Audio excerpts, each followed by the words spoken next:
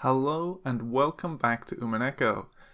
When last we left off, everyone was preparing for Kinzo's test for the new heir to the Ashuramiya family. Heir, not hair.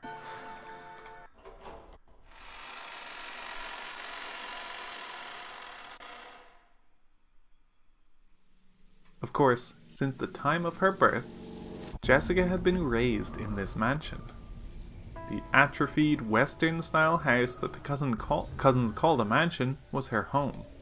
And yet, she had never understood her cousin's feelings as much as she did today. At the same time, she had never felt her own home, which she knew well to be as alien as it seemed now. Her own room. This had once been her hideaway. The only place in this vast mansion where she could feel at peace. However, she had never felt as much pressure coming from that door as she did now. A test, you say? What the hell could be waiting in there? I'm not gonna find my desk and stuff dragged around all over the place, right? She acted tough, trying to deceive herself. Trying to make herself believe that she wasn't scared of anything. Readying herself, she opened the door to her room.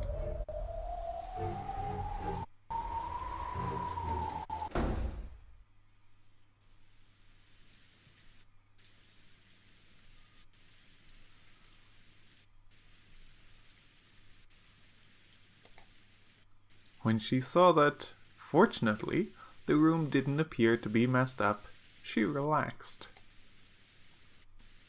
No one was there. Of course. There was nowhere for anyone to hide here.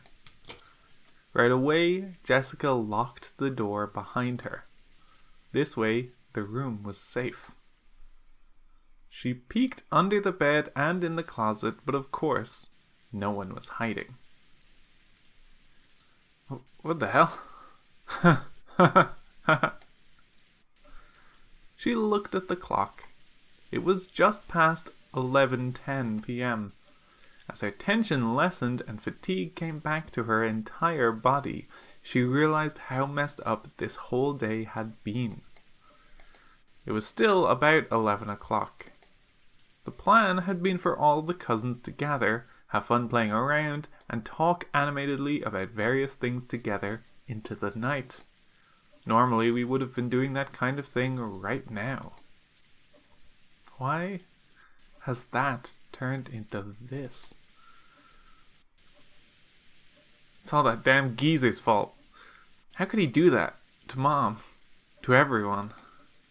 She shook her head back and forth with anger and sadness, but there was no one here to direct those emotions at. Because of the lock, this room's security was guaranteed.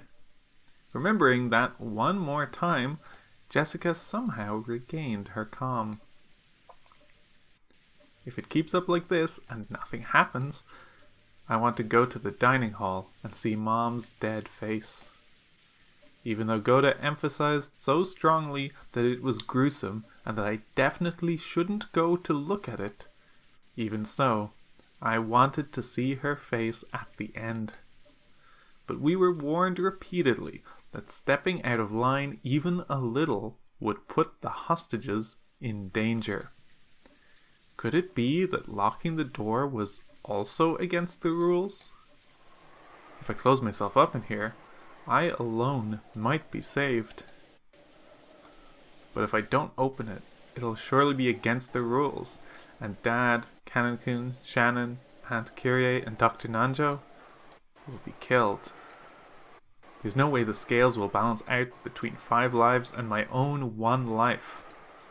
Jessica tightly shut her eyes, resisting the other part of herself that said, "Isn't it okay as long as I stay alive?"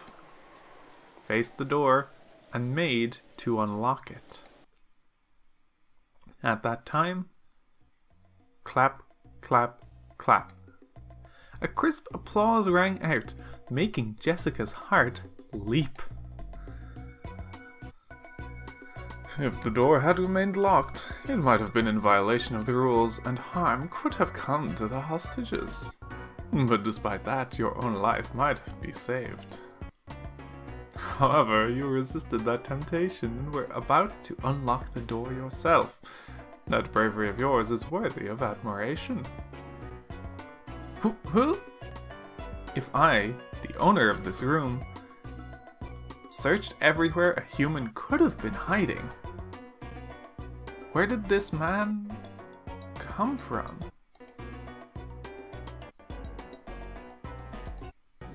There was nowhere for a human to hide. But could something non-human have managed it? This was supposedly my first meeting with this largely built, middle-aged man. I didn't recognize this guy, who looked like a butler and bore the crest of the one-winged eagle. A pleasure to meet you, Jessica-sama. I serve as head furniture for the master, the 27th of the 72. I am called Ronove. Ronove? Genji-san? Ah, yes.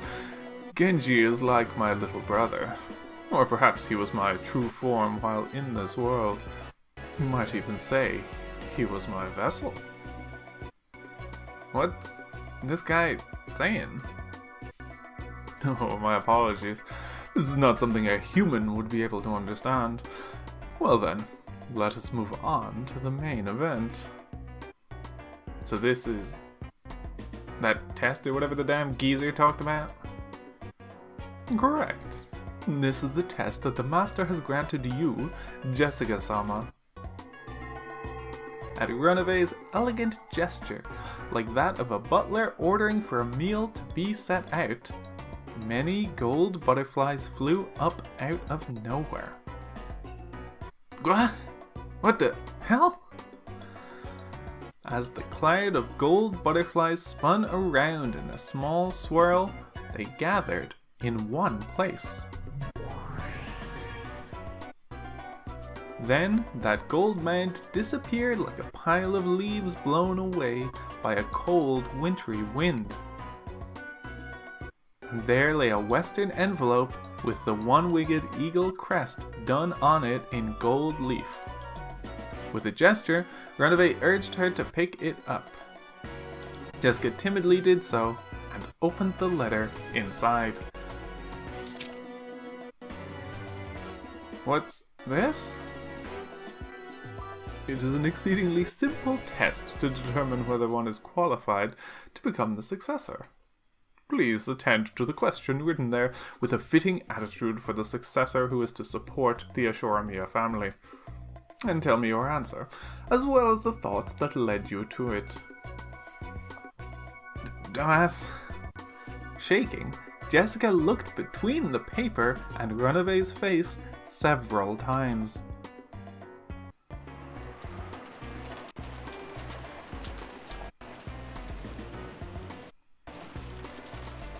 At that time, George, who had been called out after Jessica, could be seen in the arbor of the rose garden.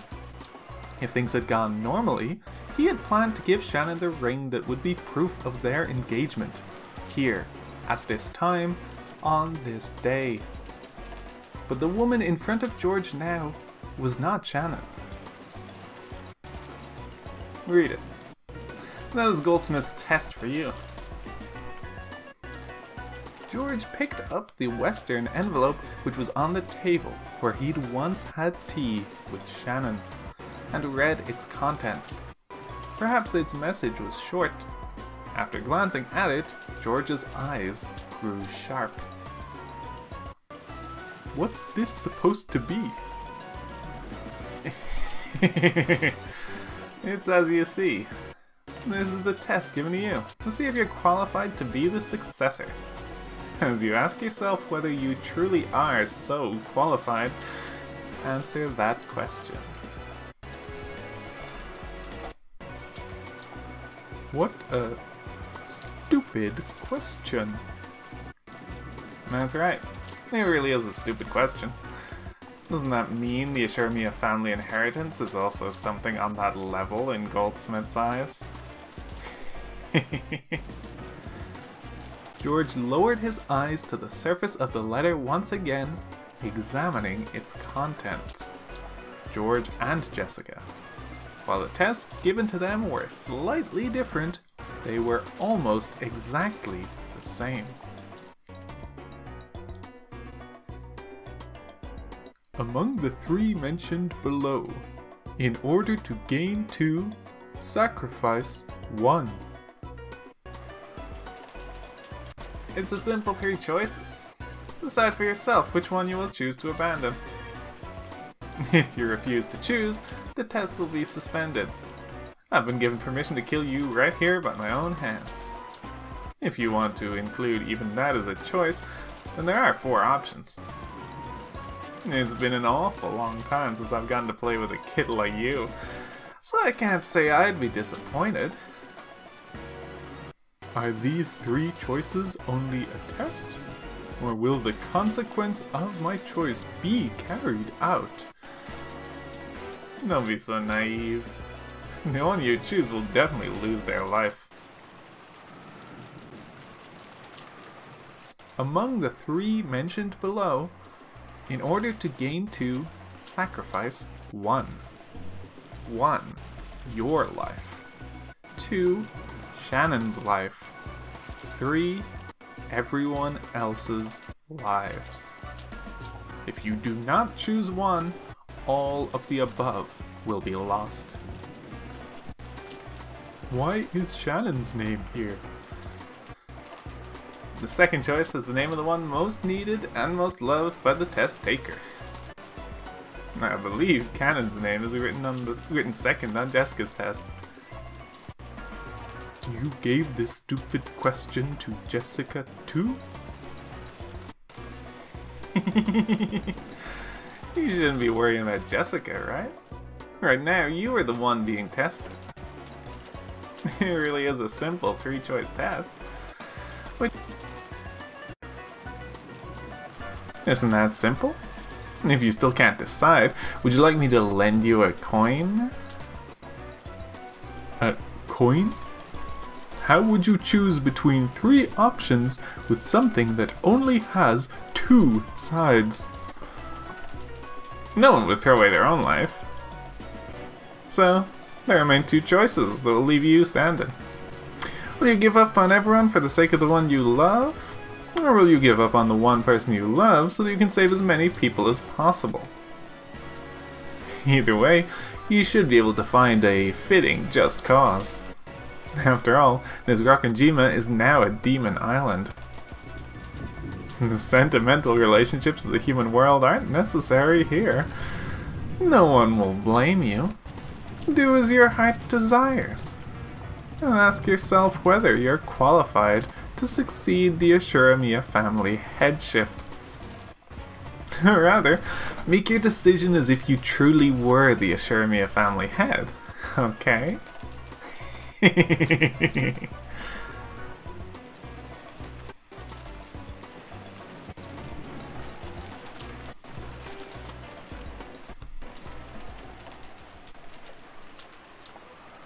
Fuck you guys. Mocking me like this? Jessica crumpled the letter up and threw it on the floor. I believe your anger is quite appropriate. I also find it an exceedingly pitiful and yet truly humorous question. How could anyone wish to die themselves? And how could anyone want to remain alive after abandoning the life of the one they love? And how could anyone massacre everyone else? As long as it's good for the 2 of them? No, Jessica-sama. Such a person could exist. This is Rokkenjima, the demon island. It is now completely cut off from the human world and fully immersed in the spirit world like cheese fondue. Values of the human world get taken out with the trash. So please, rank the things you desire from the bottom of your heart. Whatever remains will become a fitting answer for you in this insane evening. Don't fuck with me. How could I choose any of these? If you do not choose one, all of the above will be lost. Also makes for a fine fourth option. Even choosing that should give us an amusing show. But since that choice will result in the loss of your own life in the end, I believe it would be more wise to be pure and choose the first one, your life, so that the other two will be saved. Everything has been entrusted to your decision, Jessica-sama. Please, let me hear an answer and conviction fitting for the successor to the Ashuramiya family headship. I, Runaway, am sincerely hoping for a wonderful answer, fitting for the master's descendant who shares his blood. Damn it!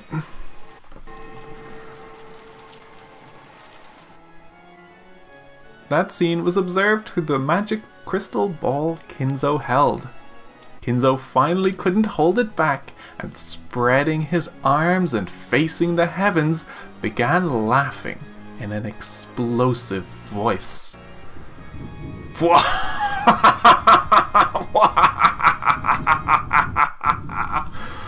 What are you wavering for, foolish grandchildren, my descendants?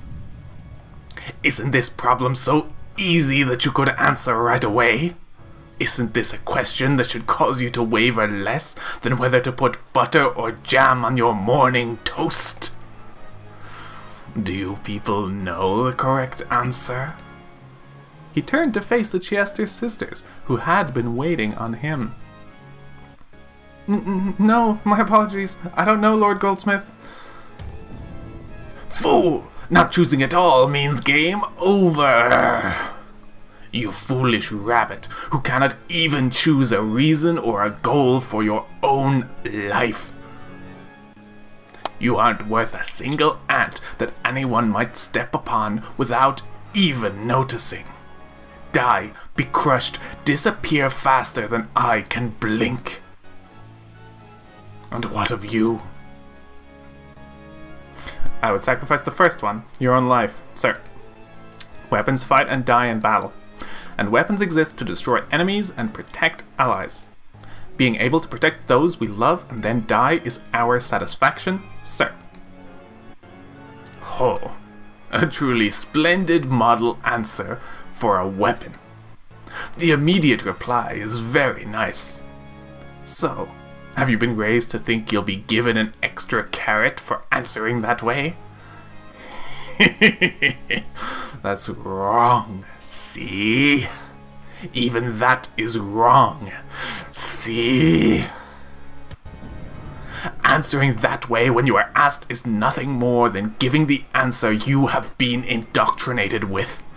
You are the same as that other rabbit a second ago. You still live without having chosen a purpose or goal to strive for.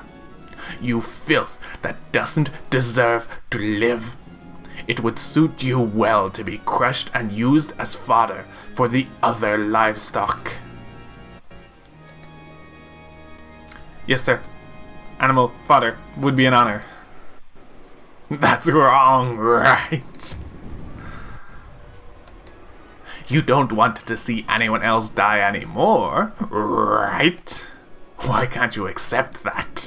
Accept that the depths of your old wound are still festering and rotting. Yes, the rotting stench would make the nose wrinkle, you foolish rotten rabbit. These are words of praise for you. Thank you very much, sir. Sir. Well then, what about you, the last one? Which of the three choices would you choose? Without wavering, I choose the second one. Oh, the second. There are not many who could stick their chest out and choose to offer the one they love as a sacrifice. Tell me your reason. Because the one you love will be lost eventually. If you don't love anyone, you won't get hurt. And if you lose someone, you still might be able to love again. So, the person you love right now isn't worth that much at all. Yeah. Yeah.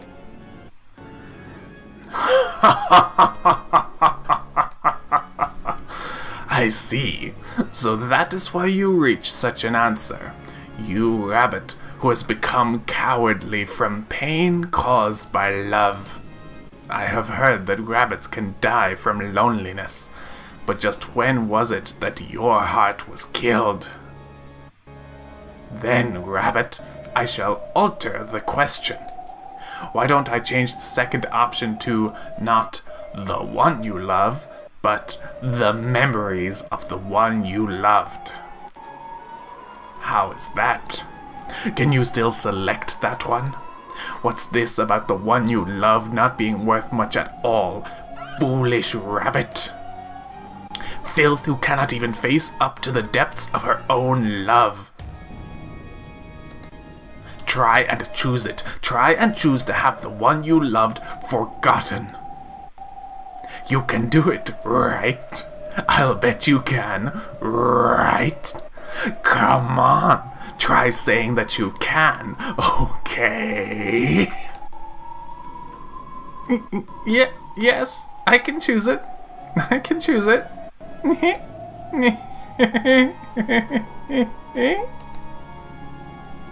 Lord Goldsmith, please stop this.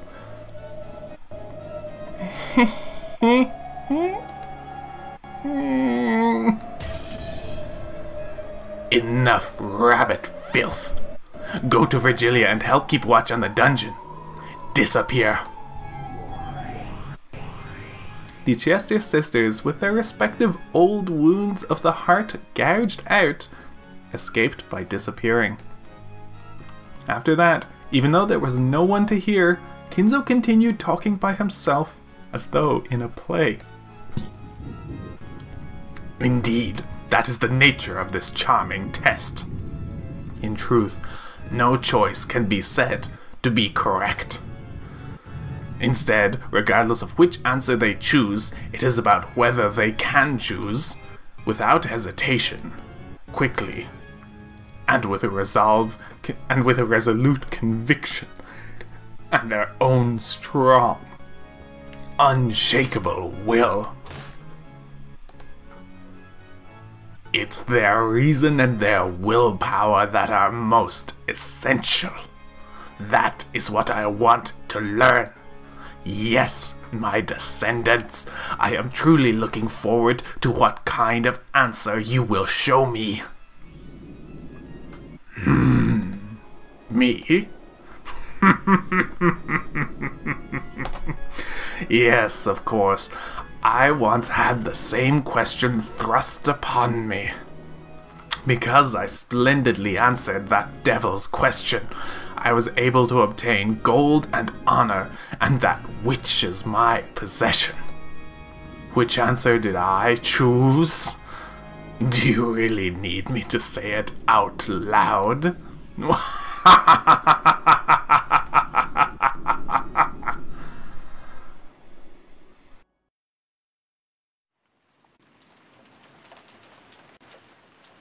Well then, have you nearly decided on your answer?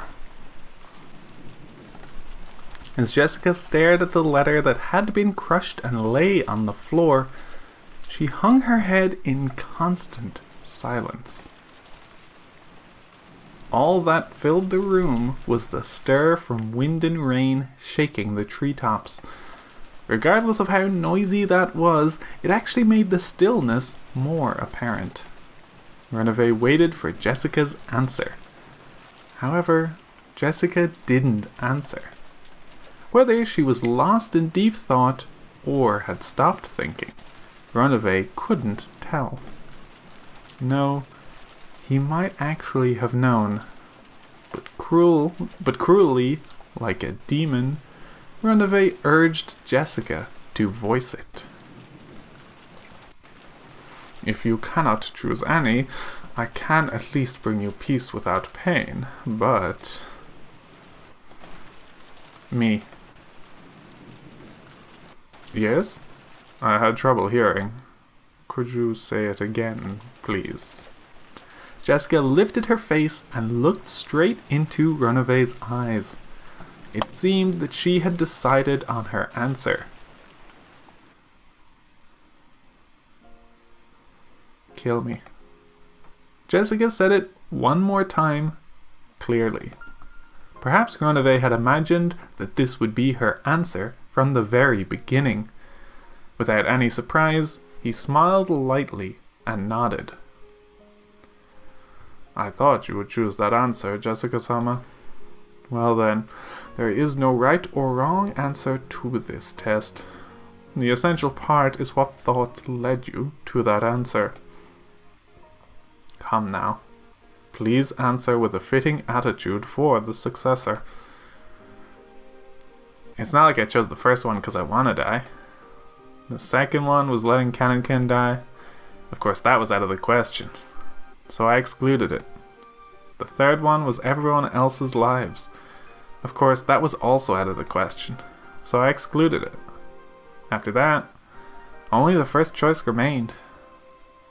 Process of elimination, is it?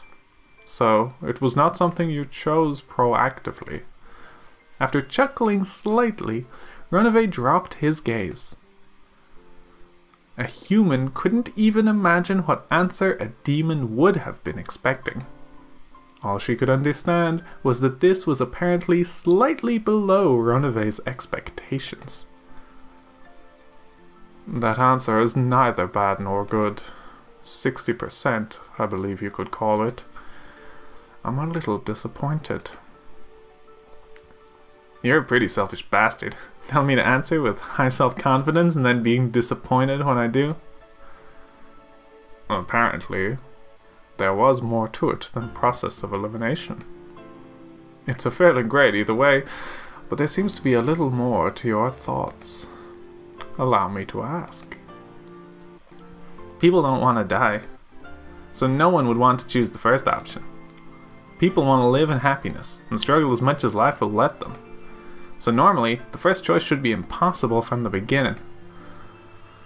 However, you took that first choice. You chose to throw away your own life. Only that choice remained for you. I tried thinking of the future that would come after choosing each one. Oh, and what did you see? First, I tried letting Kanenkin die. I tried to imagine the rest of my life after having abandoned the one I love. What kind of life was it? It was a horrible woman who didn't deserve to live. A shabby woman who always lamented her own decision and lived only to regret. I could never forgive a horrible woman who chose to live and abandon the person she loved. I put an end to her myself. How brave. So, did you also consider the third option? Yeah. Tried letting everyone but me and Kanenkin die. There's no way Kanenkin would like me if I did that. So again, even with Kanenkin, I was forced to bear the cross of abandoning so many people. And even Kanenkin was forced to bear it. I'm not going to make a foolish choice that leaves Kanenkin bearing that cross. I wouldn't be able to forgive a future me who did something like that. I put an end to that woman myself too. Jessica had pictured it in her mind. The future her beyond each of the three choices. There were 3 Jessicas. Of the 3, 2 had regrets. Only one could hold her head high and smile at Kanon. You know, I once had the nerve to preach something to Kanenkin. Something about trying to live life to the fullest. Live your life to the fullest. Meaningful words. And a surprisingly difficult thing to do. So yeah, I've got to stand proud and show Kanenkin. Show him how to live by holding your head high and looking straight at the sun with a full smile. Will Kanon be able to accept your self-sacrifice? Haven't you thought that your selfish decision might hurt him more than is necessary? That's why I want to leave a message. Oh, I will listen, but I am after all a demon. I may not keep my promises, you see. Keep it. Your promise. Jessica spoke that, looking quite unconcerned. She had asked the demon who was about to take her life to pass on a message, and she didn't think at all that she would be betrayed. At that extremely innocent smile, Renove closed his eyes lightly and shrugged his shoulders. I see nothing wrong with that. So, what shall I tell him?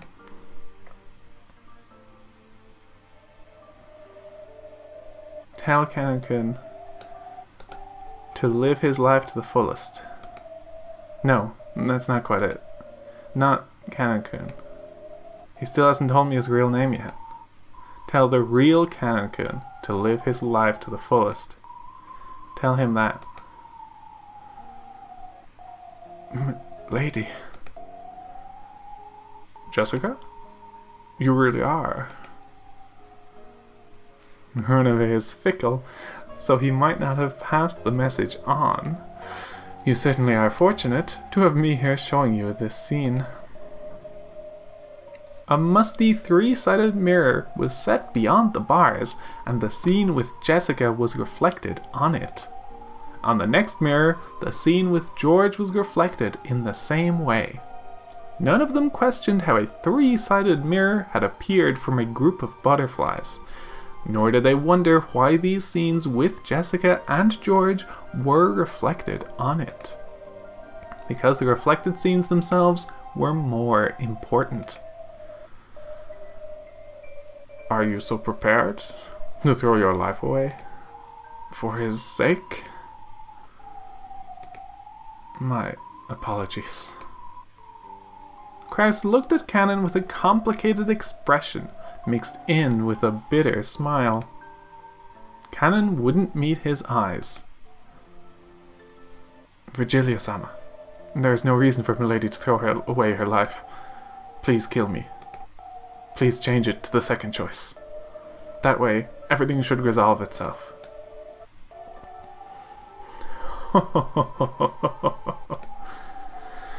I am not capable of granting that wish. After all, this is Jessica's own decision, which she herself chose. At that time, suddenly, the air split, and the Chiaste sisters appeared, flying into Virgilia's chest. Virgilia-sama! Ah! So mean, Lord Goldsmith is so mean! Ah! I'm doing the best I can. Crushing me for animal fodder? That's just too much. Oh. Virgilia, who still didn't have a clue what was going on, was mobbed by the sobbing Chiaste sisters. There. Everything's alright. Don't cry. I'll make you some delicious tea. I'm leaving it up to you all to guide this place. If they do anything suspicious, inform me immediately. The goat attendants all faced each other, nodding their heads. Virgilia took the Chiaste sisters and left. The sound of them going upstairs could be heard, so they had probably gone to an upper floor.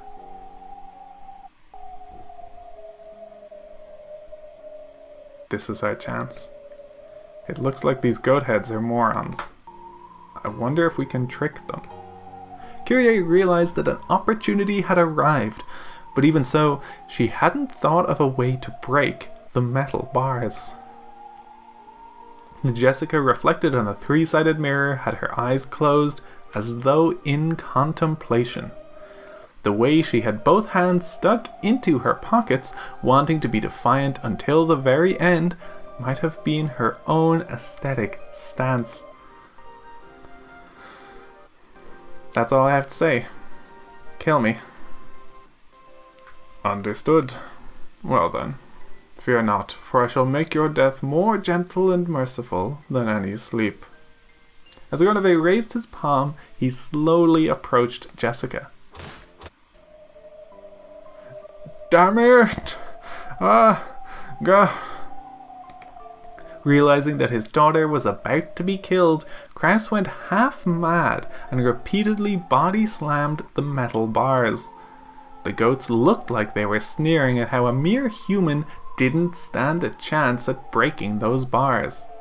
Kraus's pointless efforts certainly may have been comical, but Kraus was giving it everything he had.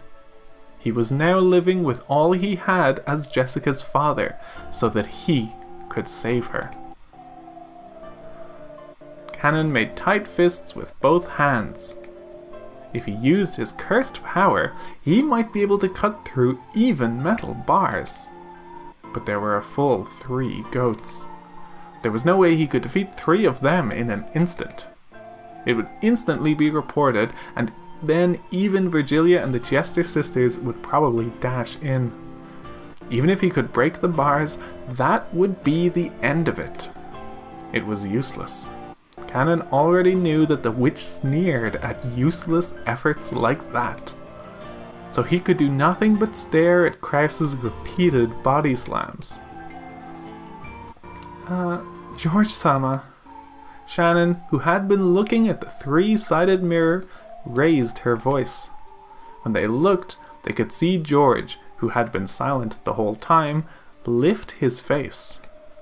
It seemed that George had also decided on an answer.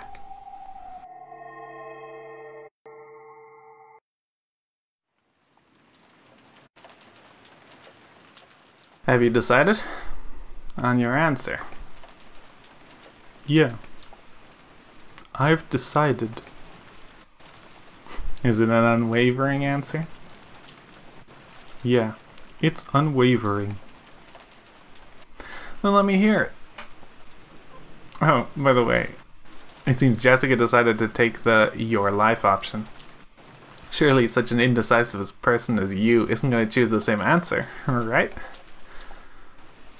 Jessica gave her own answer. No matter which choice that was, it was Jessica's answer.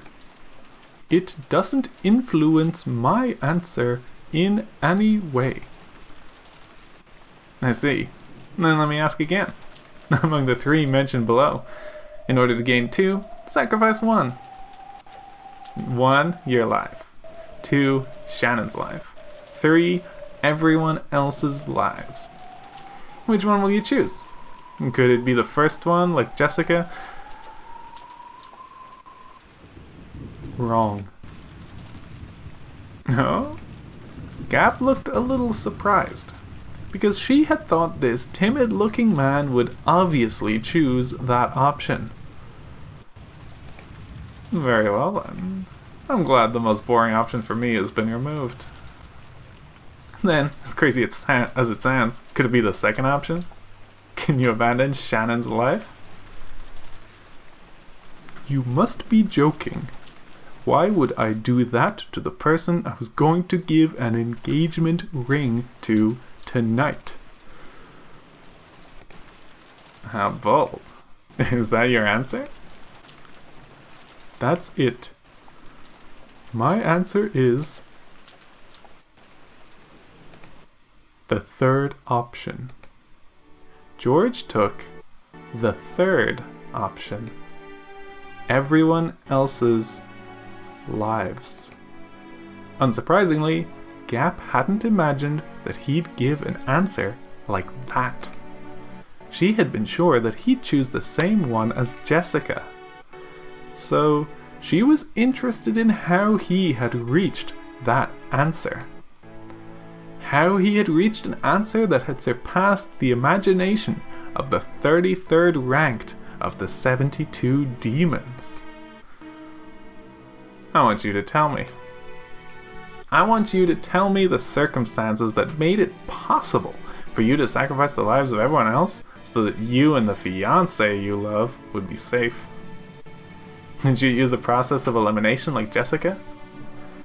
Wrong. I clearly have no choice except this one. So, you don't care what happens as long as it's good for you? So, you can sacrifice the world for the woman you love? What are you even talking about? What? George faced the demon as he spoke, almost as though he was disgusted. Tonight, I planned on calling Shannon right here and giving her this ring as proof of our engagement. There probably are quite a few people who wouldn't celebrate an engagement between me and Shannon. I was prepared to make enemies of the entire family by announcing my engagement to her. I have been prepared since the time I came to this island. No, that's not it. Since the time I confessed that I wanted to engage her. So, you can sacrifice everything else as long as you can get married? Marriage means continuing to be your wife's ally for your whole life. At that point, I was prepared to have the entire world as my enemy for her sake. Those words, through the three-sided mirror, also reached Shannon's ears. And that determination reached her eyes. Shannon certainly had promised to be given an engagement ring tonight. Then, this incident had occurred, and she hadn't been able to receive the ring. But now, even though it wasn't in the form of a ring, Shannon had received something even greater. And as proof of that, a single tear with the same sparkle as a diamond dripped down.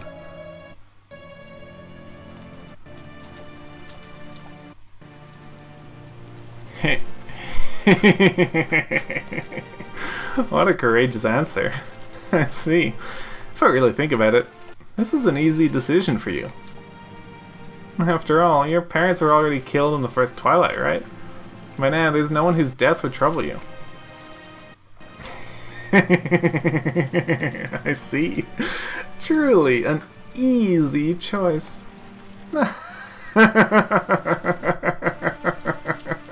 Say whatever you want. This determination and choice are mine, and mine as the successor. The sparkle in George's eyes was brilliantly sharp. For just an instant, Gop had felt the same sense of threat as Kinzo's, and was slightly overwhelmed. I see. Yes, the same decision as Goldsmith. So, even with your innocent face, you'll also become a terrible demon in the future. What do you know? We might get along pretty well. You will succeed, Goldsmith. Eventually, I may even be summoned and serve you. That could be surprisingly interesting. Gap had needed to change her opinion of George. This man bore a determination and resolve unimaginable from his outward appearance. And not just now, but since the very beginning. I am prepared to inherit the headship right away. No, that's not it. You told me to think as the head in this test. So I answered based on the premise that I am the head. No, even that's not it. I thought as the head himself. I am now the head of the Ashura Miya family.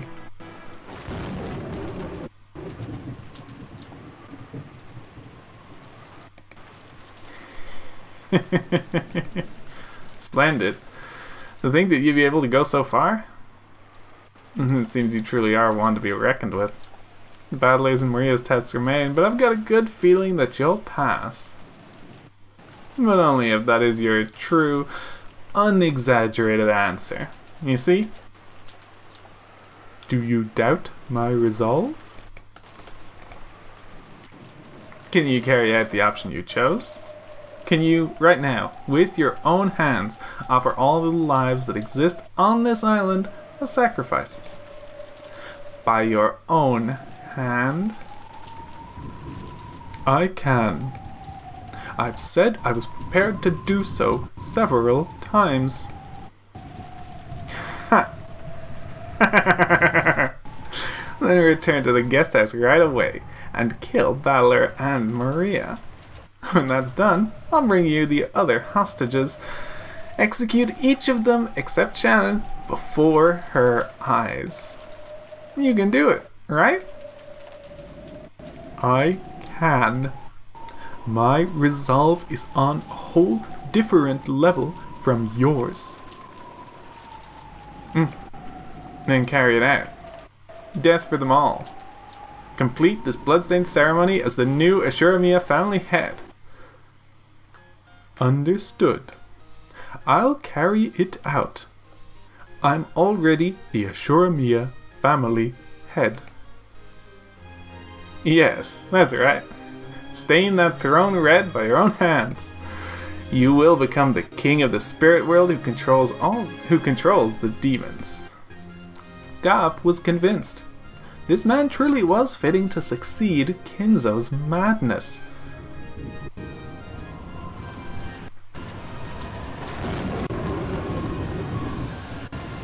Blow wind, cry thunder. Celebrate the birth of the new demon king. The demon island has now welcomed its new lord. In response to the demon's call, a tempest raged more and more. Then, a massive lightning bolt fell, its tearing thunder and brilliant light giving the sensation of a moment of silence.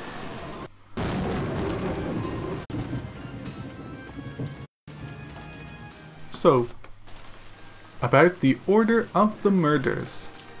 I get to choose that, right? Please, as you wish, your majesty, the new demon king of Rokkenjima. As your heart desires. Well then, to start, that means the first one's gonna be you. Got a problem with that? Huh? A gust of wind blew, stirring up George's jacket as if it was a cloak. It was very much like the cloak worn by the head. It definitely carried that impression of dignity. At that time, Gap truly did see the storm wiped away and the sky covered with a pure white and vast full moon. The man who called himself the new head bore the full moon on his back and sneered at the demon. Even the lives of the entire Ashura family are now part of my fortune. Reparations will be made for the damage that's been done, and it won't come cheap. You didn't seriously think you could take my parents, Aunt Natsuhi, Uncle Rudolph, Aunt Rosa, and Genji-san's lives and expect me to overlook it, right? Ha ha ha! Impertinence.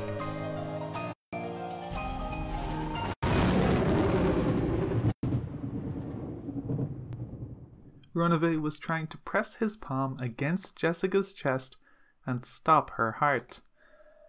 But right before he could, his hand stopped.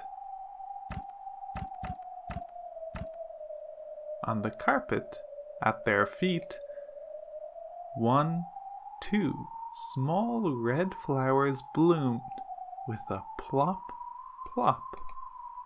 The seed of those flowers was way up high, piercing into the heavens on Jessica's fist. Runaway's nose was stained red with spewing blood. and those drops had been dripping onto the carpet.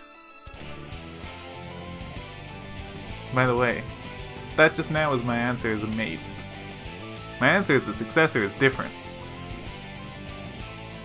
Allow me to ask. The person I love, the family, and my relatives, everyone. I'll protect them. If I'm the head, then that's my duty. Dad wasn't just swaggering around. He protected me and Mom. He fought the pressure of succeeding the Higurashi family for decades. That's why I know being the successor is nothing trivial. So you know what? I could give it up. Venting my own life is something I can do easily. Jessica knew. She knew that in order to protect her family, her father had bluffed and fought alone continuously. Jessica understood something that his back had been telling her. Another left straight was buried into Runaways' face. That terrifying strike wasn't due just to the brass knuckles she was using. It was a strike of a person, a family head, who could throw away everything in order to protect. If Dad's lost his qualifications to be the successor, then I, the next in line, will succeed the headship. Head of the Higurashi family, Higurashi Jessica. I'm not the kind of coward who'd let you do whatever you like anymore. A wonderful answer. I shall change your score from earlier. Plus 10 for that answer. Plus 10 for that splendid left straight. Which means that plus 20 would make for a perfect 100, yeah? As Runaway jumped backwards, somersaulting in mid-air, he violently wiped away the blood pouring from his nose. It had become not blood, but petals of a red rose. The blood on his face was wiped off, and in its place was a grin filled with a delight he hadn't felt in so many centuries that he couldn't remember. I, Runaway, will test to see whether your resolve is worth full marks. Understand? Shut up! Shut up! Come at me! Come into the abyss. What? Suddenly, beneath George's feet, a pitch-black pitfall opened its mouth wide. Of course, George had no way of resisting. After being swallowed up by that, George fell out of a pitch-black hole that had opened up in the ceiling of the arbor. As George fell down, he was hit by a reverse roundhouse kick from a sharp stiletto heel, like a strike from a carefully aimed bee.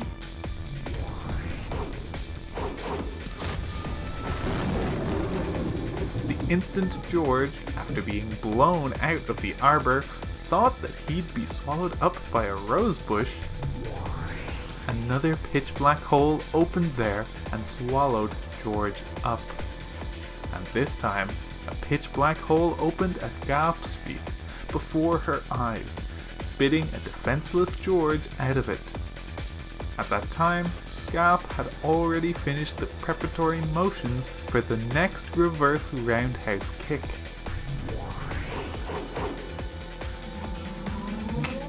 What is this? Welcome back.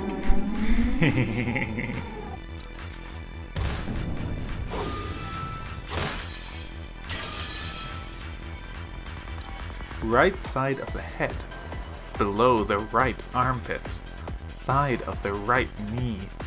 As Gap danced and spun like a small cyclone, she kept hitting him, left foot, right foot, right foot, with successive roundhouse kicks. The fourth one became a sweep, cutting George's feet out from under him and making him fall down. But of course, there was no floor there, but a pitch black hole, and George was swallowed up once again. Gap once again spun around like a small cyclone. George was once again spat out from the ceiling of the arbor.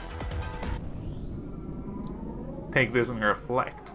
The abyss ends with a single strike. Die.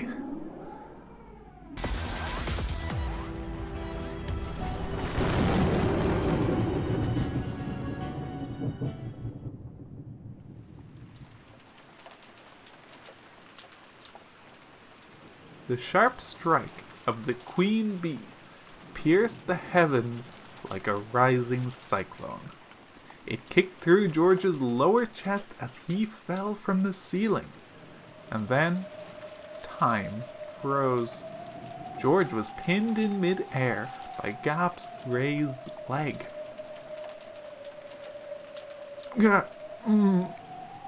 Still pinned in mid-air, George moaned. Then Gap, with George still hung up on her foot, grinned. I'll admit it. At least your attitude is that of an adult. But that's no good unless you have power to go with it. Did you know? They say you need 3 kinds of power to rule this world. The first one is influence. The second is wealth. Do you know what that last one is? I read it in a book. Force, right? Correct. And that's where you're lacking. Gap finally released George. She kicked upwards one more time, changing into another roundhouse kick and knocking him into a pillar.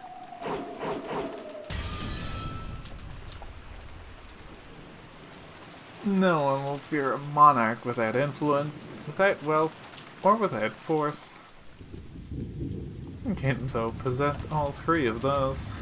That's why he reigned as a tyrant. If you're going to call yourself Kinzo's successor, try showing me a bit of that majesty, okay? Come on, how long are you going to sleep there? Stand up, okay? If you don't, you'll fall again, see?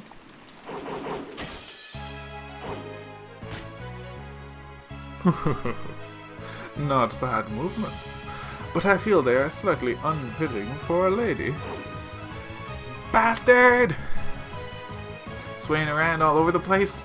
Aren't you gonna strike back? Don't take me lightly, you fucking bastard!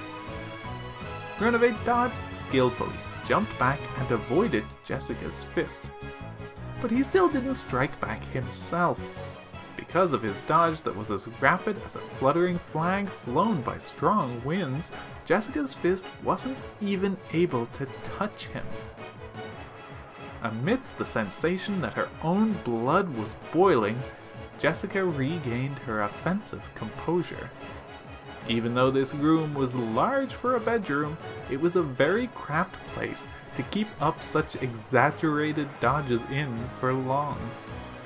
She calmly realized that, and started using not just her fists, but her legs as well. Oh, boxing with just your arms makes you but half a fighter. Your arms must be like the hot roar of a lion, and your legs must be like the cold snake closing in on its prey. Snakes don't have legs. True.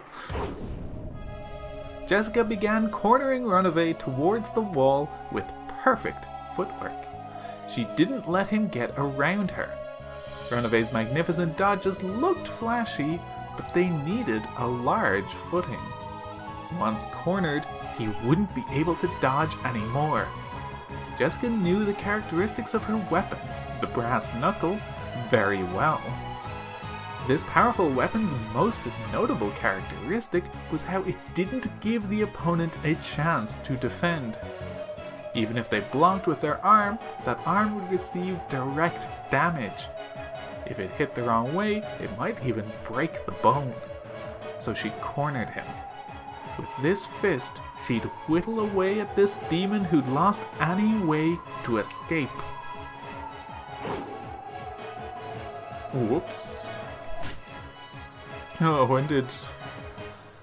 Looks like I finally cornered you, right? Where's everyone being held? Where's that damn geezer? You tell me everything, and I'll let you off with nothing more than plucking that mustache off. Got it? That would be a problem. It does take me an hour every morning to set this. Once you're in a cast, you won't even able to do that, right? Whoops. Runaway had blocked Jessica's fist with his arm. He tried to act as though it was no big deal, but it must have hurt a lot. Jessica grinned. Runaway smiled the same way, but twitched slightly. I see. This certainly does hurt. Here's my last bit of advice. Cry and apologize. That I cannot do. It would ruin my image. Then just crumple. Rapid fire! Jessica's fists were buried into Runaway, but there was a resistance that seemed too hard, and the sound of breaking glass, which startled Jessica. At a glance, it looked like Runaway had caught Jessica's fist with his palm. That wasn't quite true. When Runaway opened his hand, a faint, purple glowing barrier, like a glass shield, appeared, stopping the attack by a hair's breadth. Pulling herself together, Jessica let her fists fly again, but with a truly magnificent gesture, Runaway caught all of them. I am, after all, a demon. This level of magic is nothing. Even so, you aren't bad at all. If I were a human, I would probably resign right here. Because I am a demon, I can still continue to fight.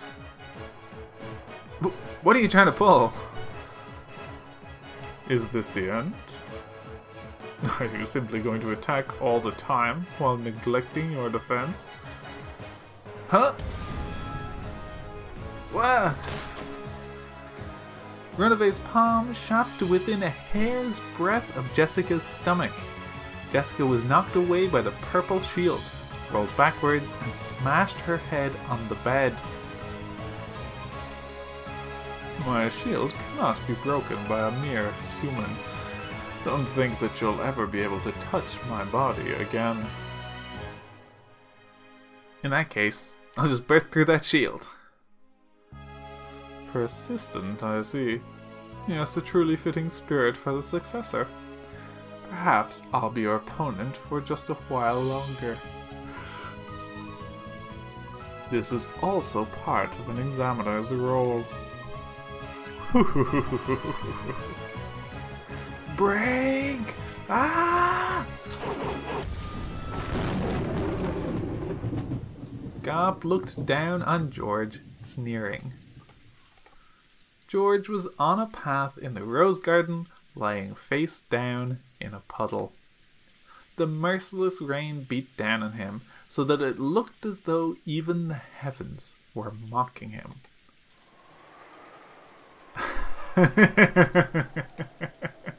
Stand up, okay? You'll fall again, right? George stood up shakily. It seemed his spirit hadn't given in, but the damage done to his body was fairly significant. Beg for your life. What you're doing now is the same as the fourth option of choosing nothing. You chose the third option, right? If you get down on your hands and knees and apologize, I'll forgive your rudeness towards me. Then, I'll guide you down to the dungeon. There, for your beloved Shannon and your own powerless life, you will kill the other hostages one by one. You can do it, right? You did boast about having that resolve.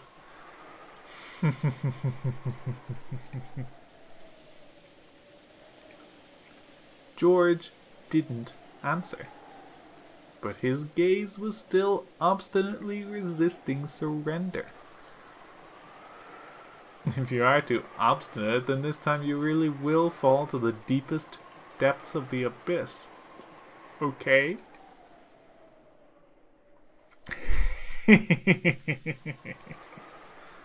Gop's strength was evident. That was probably clear even more than it was to George himself. To Shannon's group watching through the three-sided mirror, George-sama, that's enough for someone like me. Nisan. If you didn't like me, you wouldn't have to fight with anyone, right, George-sama? Then please, abandon me. Please forget me. There was no way that voice could have reached George. But even so, George answered. No way. I won't surrender. No? Why not? Because that's my resolve. I'll fight everything for Shannon's sake. And I'll make everything accept us. And bless us. Hey, could you tell me something? Why are you willing to go so far for that furniture called Shannon? She's just a washout, isn't she?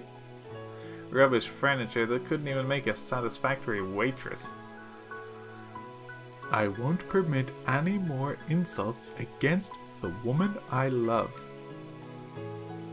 So what are you gonna do about it? How could a weak kid like you resist me?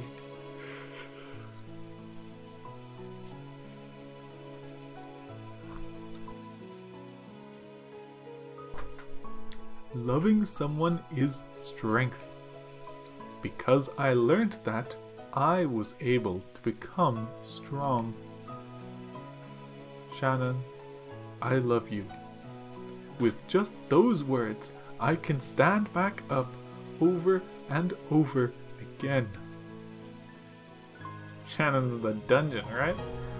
Professing your love to me won't. No, she heard.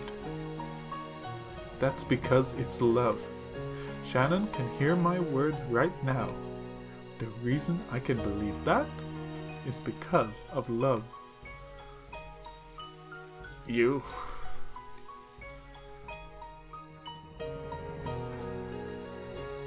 Shannon, you aren't furniture. Even if you are furniture, you're mine alone, the only one for me in the world. I want you to be close to me as long as we live. I need you for all eternity. George-sama. I'm jealous. He surpassed my husband in smooth talking. That's youth for you.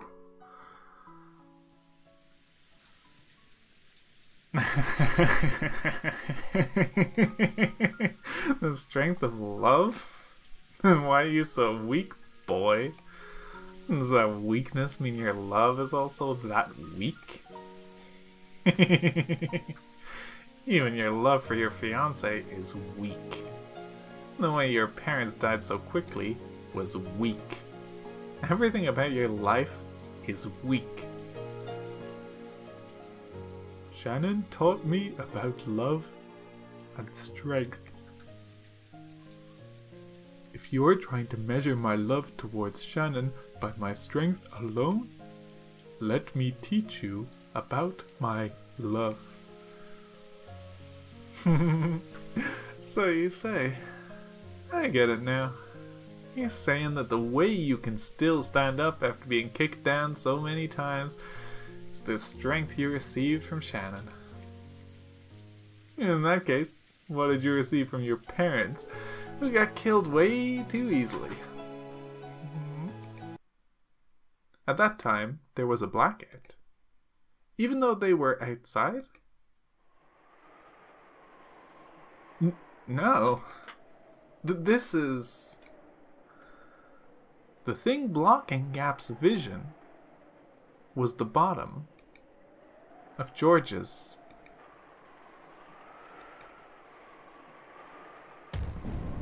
shoe. Sidekick. Nasal bone fractured. It had stopped right in front of the tip of Gap's nose. The thing I got from my mom was this kick. Several moments after, Gap jumped back. Of course, that was too late. If George hadn't stopped, he would probably have caused the damage he'd announced. And what I got from Dad is fortitude. Anger with a low boiling point isn't something to be truly feared. True anger is disciplined by fortitude. I recognize your violent method of declaring your intentions. I also see that you've slandered my fiancé and my parents' honor. And you have no intention of taking back what you said, yes? You... I now understand your attacks more than enough. So maybe it's about time to start fighting back. Quit prattling, foolish boy. A pitch-black hole opened its mouth at George's feet. But George rapidly opened his legs, straddling the hole. The same move won't work again. It was an extremely smooth dodge, and the upper part of his body didn't even quiver. Fortitude means calmly analyzing how your opponent will act instead of losing your cool. Why? Isn't it obvious? Can't you guess? No, I can't. It's to counter, to give back exactly what you got, to make them not want to take another pass at you. To make them cover their face in tears and snot and forget to wash it off. To make them want to rub their forehead on the ground and apologize over and over. To completely, perfectly, and thoroughly beat them until they can't get up. George dashed. Pitfalls opened one after another, but George didn't step in them again. And because he was persistent, he was able to reach Gap a second time. Reverse roundhouse. Jaw fractured. It was stretched out more forcefully and beautifully than Gap's had been. Of course, while it centered directly on Gap's face, it stopped a hair's breadth away. Perhaps she couldn't rely on pitfalls at this close range. Gap kicked at George's shins as a diversion, and in the instant of weakness, when he tried to deal with that, she aimed a kick at his stomach. It was a bee-like stab by her stiletto heel. But it sliced through the air, where George no longer was. High axe kick. Collarbone fractured. Gap. By Gap's side, George calmly announced that, his foot still raised. If that monarch's heel had swung down, a collarbone fracture would probably have been the least of her worries. This guy's stronger than me. At close range? I need distance. She jumped backwards to open a large gap between them. She jumped and leapt and even flipped in mid-air, increasing that distance. It should have been magnificent, but for some reason it was very similar to the movements of a small, scared animal. If she opened the distance between them, she'd be able to fight at the range that was her specialty, using a mixture of pitfalls and kicking techniques. You fool, you'll regret the pride that made you let 3 chances of defeating me slide, as you fall into the depths of the abyss. Huh? When she magnificently landed and tried to aim a pitfall, a razor-sharp wind cut Gap's bangs. Yes, it cut them. It happened twice. This time, it didn't just stop a hair's breadth away, but scattered her bangs with its air pressure. Armada cum martello. The fundus of the eye fractured with the first strike. Cerebral contusion with the second strike. Gap was too shocked to speak. George had closed in over all that distance in an instant, letting off a fearsomely nimble mid-air double kick. Furthermore, with the accuracy and edge of a razor, it had cut nothing more than several of her bangs. I learned the power of kicks from karate, speed from taekwondo, and freedom of range from capoeira. Mom was pretty fickle, but I've learned from studying various merits. Why don't you hit me? You aren't gonna say it's because I'm a woman, right? You spoke of force as a monarch's third power. It looks like you still misunderstand the meaning of that force. In this situation, force doesn't mean hastily wielded violence. It refers to a deterrent, knowledge that if someone opposes the monarch, that person won't get away unharmed. A deterrent, you say? In short, this is what it meant. This was why all of George's attacks up until then had stopped a hair's breadth away. These bare misses, which were more difficult than hitting directly, had all been performed so splendidly. Also, if George had wished it, any one of those would probably have crushed Gap. He had, daringly, not done that. You said it yourself, right? Force is the power to control. If you crush your opponent with force, you won't be able to control them, right? A monarch's force is something that is only shown. He does not crush. He makes others surrender and adds them to his own fortune. If you start blowing bubbles, I won't be able to make you guide me to where the hostages are. Gap had to admit it. She had to admit that George understood force in its truest sense. You'll take me to where everyone is. I would advise against resisting. I won't stop short next time. Ah. Sorry, Leah. Let me borrow your troops. This guy's too much for me alone to handle.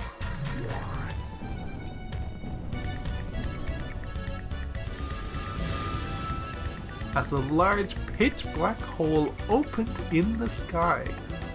Thunk, thunk, thunk. 3 muscular goat attendants fell out. They surrounded George. Reinforcements? Should I take this to mean that you take back all that about me being weak? I admit it. I made light of your human power. That's wrong. This is the strength of a man who's experienced love. How can you say stuff like that with a straight face? Come, goats. Curse this man and turn him into meatballs. These goats are stupid, but it looks like they at least have power. I'll turn you into a corpse that even your fiancé won't be able to recognize. You refuse to surrender and intend to continue fighting. Understood. Know that from now on, you will receive real harm proportional to your own attacks. If you still plan on attacking me, prepare to sustain a great deal of damage. When George proclaimed that, a faint red magic circle rose up around him. It seemed that George couldn't see it. However, Gap, being a demon, could. Magic? What does this guy have a defensive barrier? And that's also a counterattacking type? Is this what you meant by a deterrent? From a demon's perspective, that may have been magic, but in George's eyes, it was determination. It was a determination filled with certainty, which would be merciless to anyone who wished to fight anymore, and which would force them to prepare for a significant counterattack. Determination with certainty becomes magic.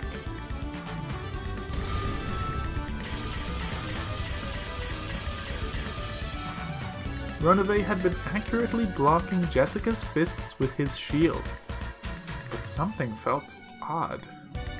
Even though he was certainly catching them on the shield, he felt his arm get jarred, and it hurt.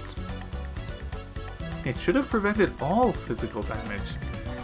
However, the damage from her fists was gradually being transmitted to his arm, piling up. Runaway tried to act like he was composed so that this wouldn't be noticed.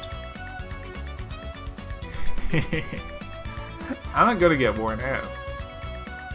What's wrong, old guy? Starting to get a little tough? No matter how much you attack, it is useless. Why can't you understand that you cannot break my shield? Now, I'm not gonna stop hitting you just because it won't break. No matter how hard someone's heart is, if you keep on talking to them little by little, it'll eventually start to crack. I believe it. I believe that useless effort doesn't exist in this world. That's why I can live to the fullest. If words will eventually make it through, then the same goes for fists. Give up. Give up isn't written anywhere in my dictionary.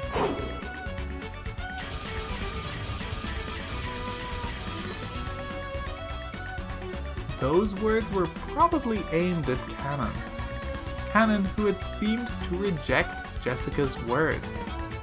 But Jessica knew that, no matter how stubborn his heart was, those words would eventually soak through.